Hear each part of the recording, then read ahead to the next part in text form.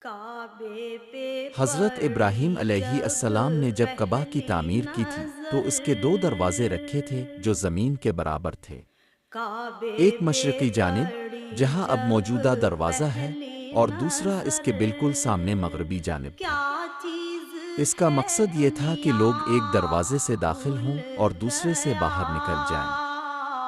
کئی صدیوں تک یہ سلسلہ ہوش و رہا، یہاں تک کہ خیرت قریش نے جب رسول اللہ کی مفلوج بعثت سے قبل کعبہ کی ہوئے دوبارہ تعمیر کی تو دل انہوں نے وسائل ذوقِ کی کمی کی وجہ سے کعبہ کا تماشا حجم کچھ کم کر دیا اور بھول مغربی دروازے کو گیا مستقل طور پر بند کر کے دیوار بنا دی۔ ہوش و خیرت مفلوج حضرت ابراہیم ہوئے علیہ السلام نے جب دل کعبہ کی ذوقِ تعمیر کی تھی تو اس کے دو دروازے تماشا رکھے تھے جو زمین کے بھول برابر تھے، گیا ایک مشرقی جانب جہاں اب موجودہ کعبے دروازہ پہ ہے اور دوسرا پڑی اس کے جب بالکل سامنے مغربی جانب پہلی تھا۔ نظر اس کا مقصد یہ تھا کہ کیا لوگ ایک چیز دروازے سے داخل ہے ہوں اور دوسرے سے باہر دنیا نکل جائیں۔ بھول